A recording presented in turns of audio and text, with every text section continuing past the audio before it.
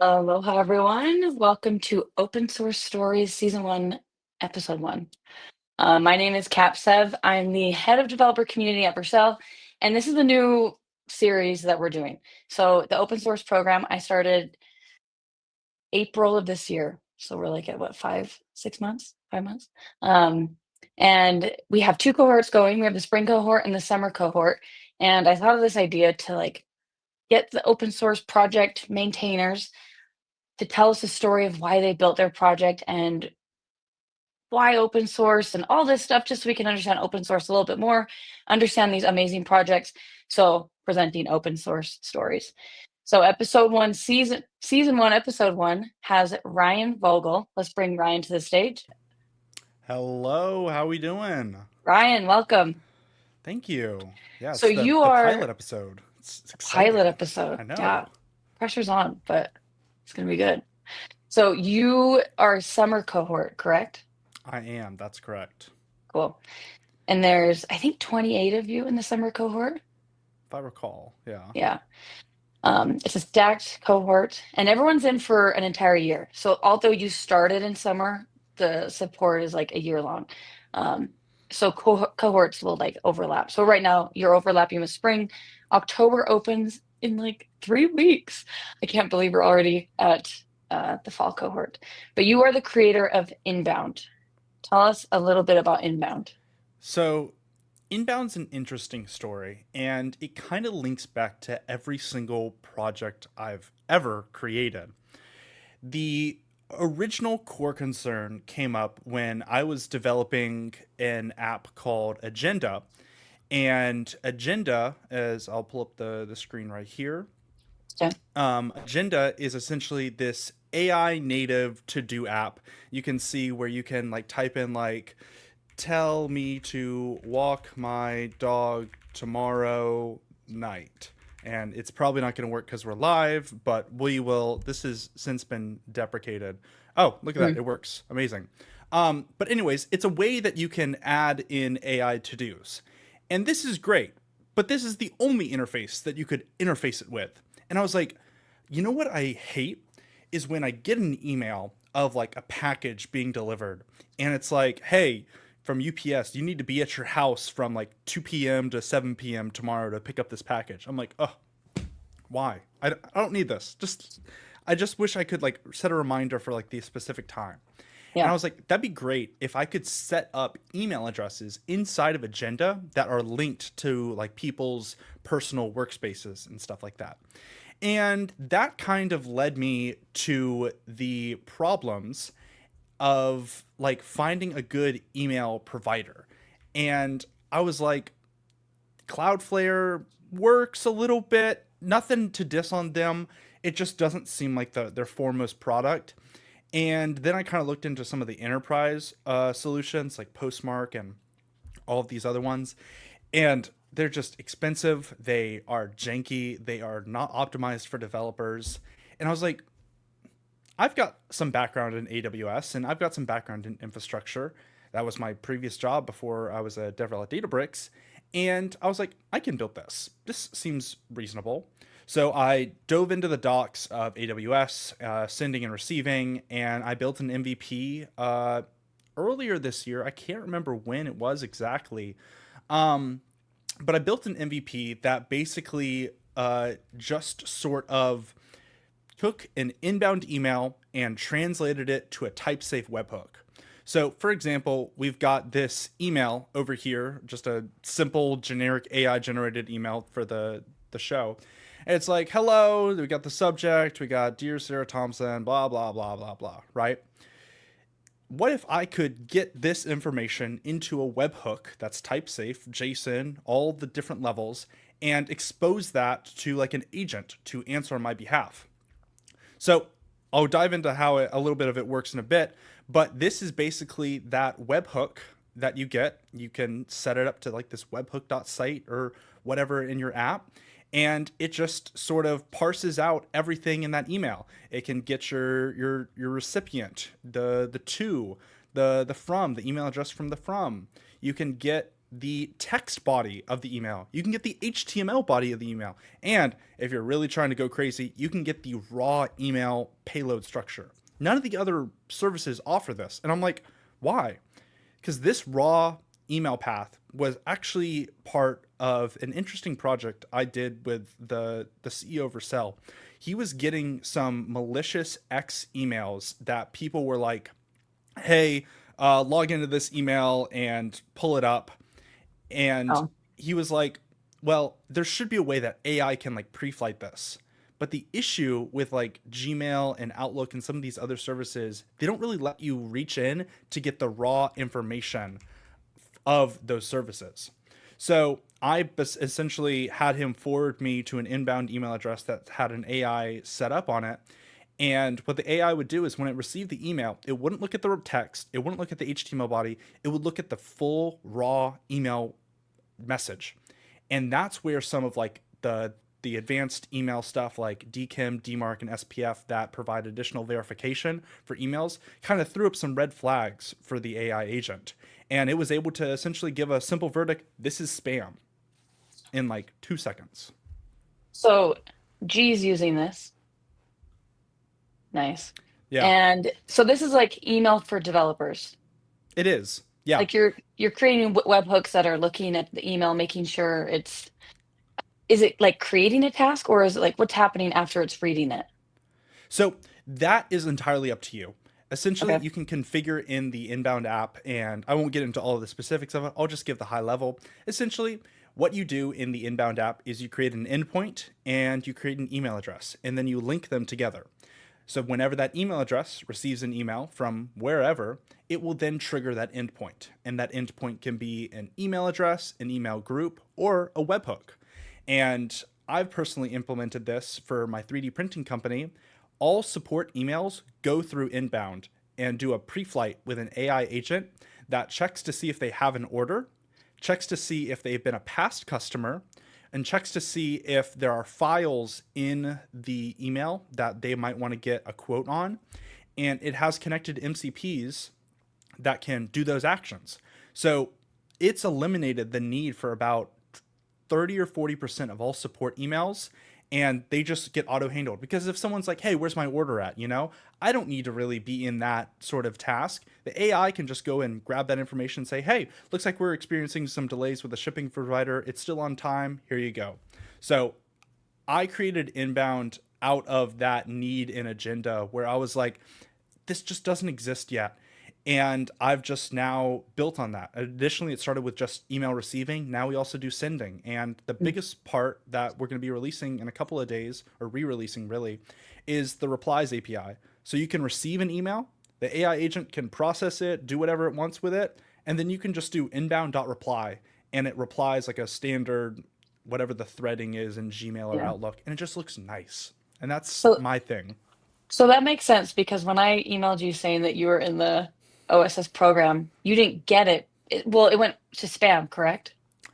It was Or a what couple. happened? That's actually a really funny story, if I can go into that. Yeah, go So into it. that was the early days of inbound, and the way that you sent that email is everyone you sent it to yourself, but then everyone else was a BCC, which is fairly Mhm. common in the industry when sending out mass emails because you obviously don't want to leak other people's email addresses.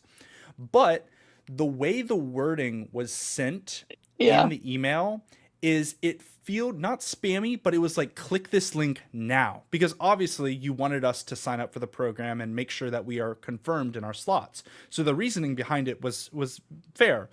But the AI agent that I have doing on my pre-flight stuff for Ryan at inbound.new, that email address, it was like, that's suspicious. And what it decided to do was not deliver it, but just keep it in inbound. So I could go Okay. after it. I looked it up, but it was like the product worked, but it also didn't. But it's just a fun story of like the innovation and the iteration with that. Well, it's good because it like gave me feedback on how to make that email a little bit better. Because it's like, please reply to this email, which that's just like standard wording, but like I can make that line a little bit better. So Exactly. inbound Yeah. is helping me out too. It's fun to see the Um, process. yeah. And you founded it this year? Correct. Yeah, I think it was, if I recall, I think it was like March or April I came up with like that initial idea. And then I think I had an MVP out by April, like the minimum base product. And how's growth been? This has been great. It hasn't been exponential, but I don't want it to be exponential right now because I'm still in the early days. The Mhm. infrastructure, the actual architecture of the app. Um, I have a bunch of core customers and they love using the platform. They I listen. My main priority is not even like building new features in the app. It's just listening to their feedback. And that's probably one of the biggest things where I'm like, I just want to know what is working for you and what friction points you're hitting. And that's probably the biggest things that I've been working towards is just making the app better for everyone. I had a viral tweet recently that was like I made the world's best onboarding flow, and the onboarding flow is basically you create the API key, then it uses the API key in like a sample like code snippet where it's actually using real code, but it kind of demonstrates, and then it's like you can send the test email, then you go to your Gmail account or whatever email is associated with your account, you reply to that email, and it shows the reply below in the onboarding flow. So it's kind of like this interactive demo that kind of shows you the value prop of the product.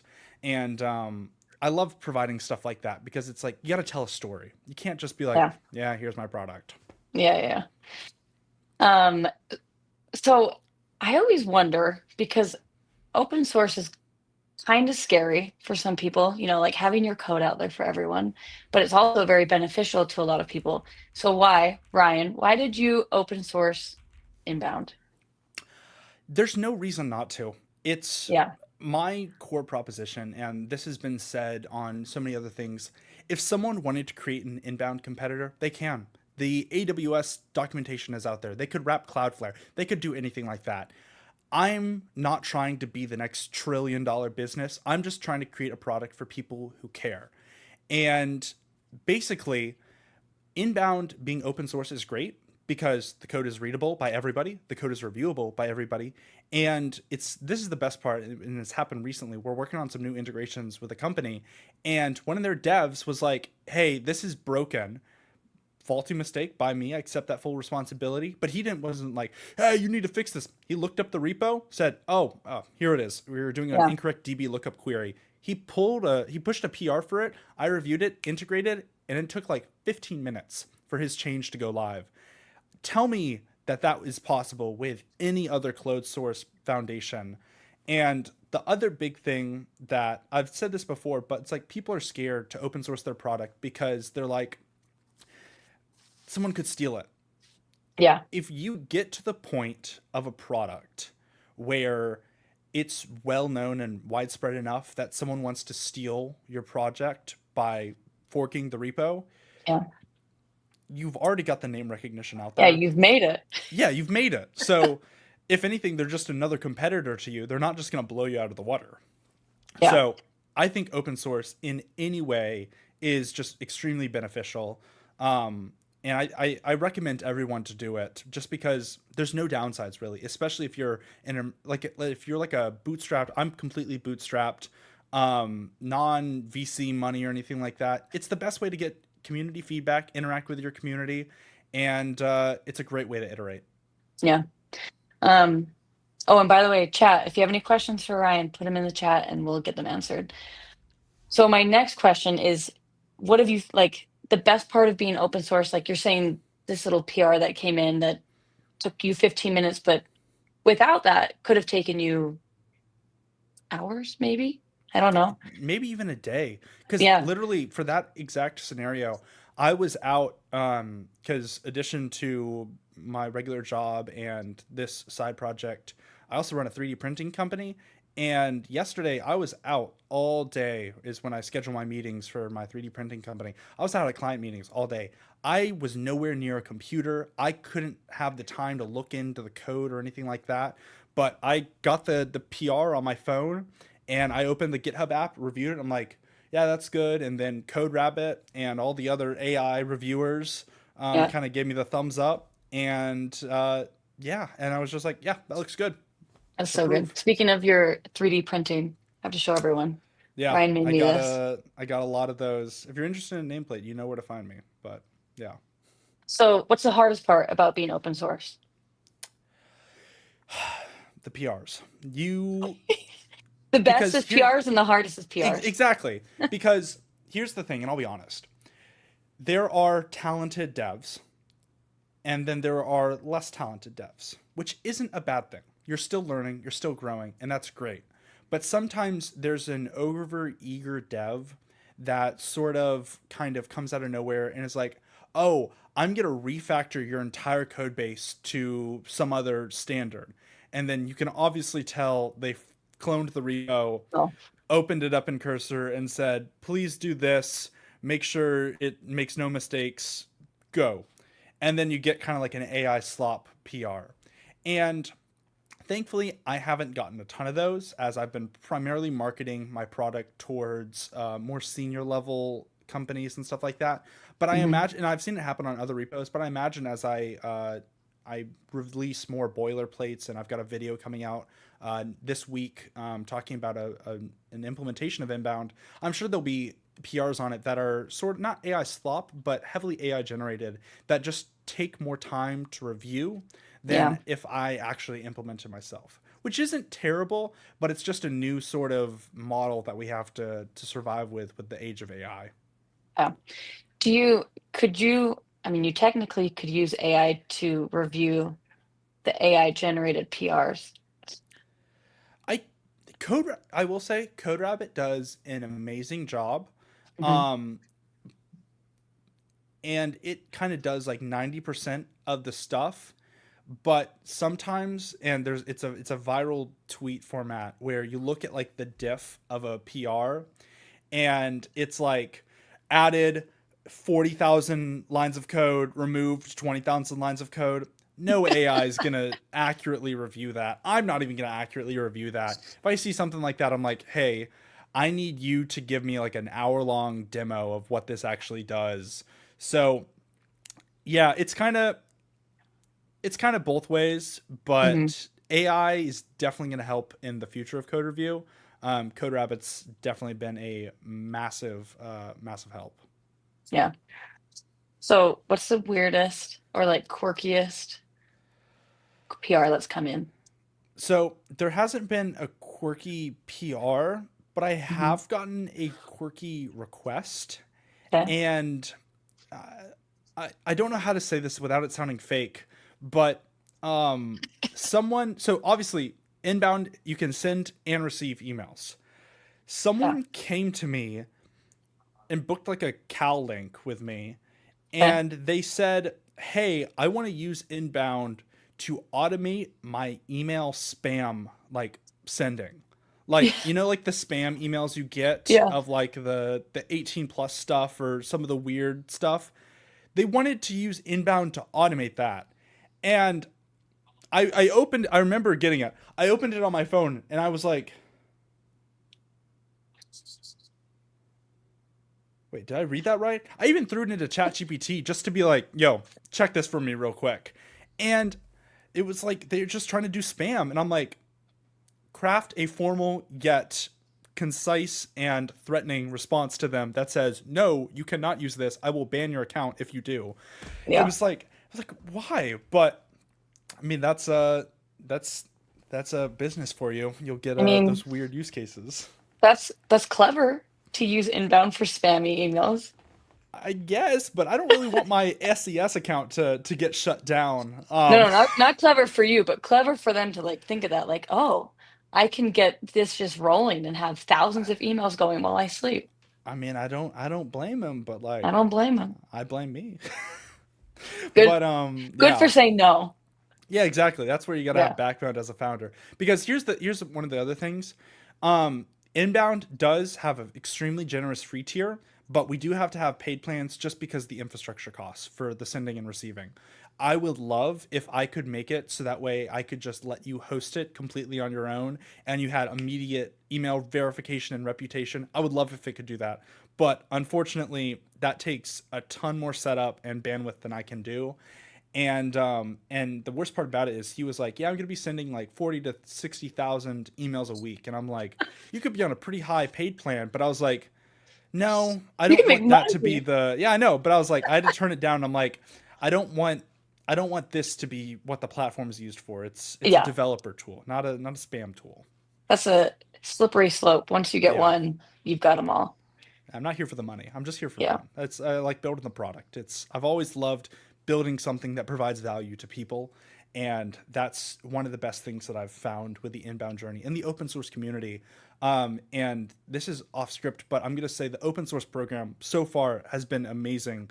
If you are if you have an open source project and you want support from like, and if it's deployed on Vercel, which it should be, and everything like that, please apply to the October later this year cohort.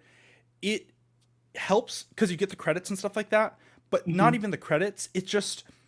It helps you interact with the community and get feedback, and it's just a super super super helpful sort of tool that kind of just lets you be more interactive with the community, and it can help you get better feedback on your app. Like how I said I was talking with users and customers, it just like in the chat we have, I demoed stuff to inbound before to the group members before I actually released it, and I've gotten amazing feedback. So if you have an open source project, I highly highly highly recommend applying to it. Cap didn't pay me or thank tell you. me to say that, but it's just it was great. It was an amazing experience, the whole thing, and I can't wait to keep on going with it. But yeah. Right on. Thanks, Ryan. We have Jacob in the background. Jacob, if you could put a link to the open source program, that'd be awesome in the chat. But yeah, applications for the fall cohort open in October. It's like 3 weeks. Um, I'm excited. And thanks for the kind words, Ryan. Of course. Speaking of the open source community, I always say that like the open source community is like one of my favorites because you have to just be a different kind of have to be a dev that's just like super comfortable with like coding in public, learning in public. And oh, here's the homepage. Um, the I have a open ton source of community is one of my documents. favorites. Yeah, I Uh, has agree. there has there been any like unexpected like friendships that have come from this, or like you met someone in the program or not in the program that you're like, I'm so grateful that like open source led me to them, you know? It's interesting. So we've all probably seen him on the timeline, but Nizzy is actually one of my super close friends. I'm going to his wedding next month. And the way I met him was he initially made that post about like the ShadCN email app type layout. And he had done some very early vibe coded work on getting it just like a basic product working. This is before he got into YC or any of the other startup accelerators. Mail Zero was open source, and I was using it for a little bit, and I was like, it's slow. Before complaining to him, I pulled the repo, I looked into it, how it worked, and I was like, oh, there's a performance blocker right here. I made a pull request, he reviewed it, and made the app like instantly 10 times faster. And then just based off of conversations on Twitter and everything like that, we just started talking. And now he's one of my closest friends and That's so cool. in the tech community. And it's just crazy because that all started from like a pull request and some like initial discussion on X. It's phenomenal. And a bunch of my friends, it's all been like that where it's like it's an open source repo. They're like, hey, let me see your code, and then I give it to them. Like, no, don't do this, do this, do this, do this, and it's that just intertwinement of community that makes Yeah, it so powerful and strong. that's so cool. Um, okay, my last like official question, but then I have a bonus question at the end that I ask everyone. Ooh. Everyone, this is season one, episode one, but it will be for everyone. Everyone listen up. You'll want to Yeah. know the On answer. my next episode, people, listen up. So if you could collaborate with any developer on your project, who would that be? So I've been trying to think of an excuse to collab with him, but Josh tried coding on the X timeline. He's I think a DevRel for Upstash. And he's done a lot of cool stuff. He's got a personal side project like Inbound called Content Port. I think it's like an X poster and sort of like can supercharge your X experience. I want to collab with him in some way. Josh, if you're watching this, hit me up. I want to collab. I don't know what we're gonna do. I'm sure we can make some cool video. If not, I'll just I'll send you some cool swag and nameplates and everything like that, or a 3D printed version of yourself. So we'll collab some way. But I think he creates a lot of cool content, and I would love to work with him on a project. Amazing.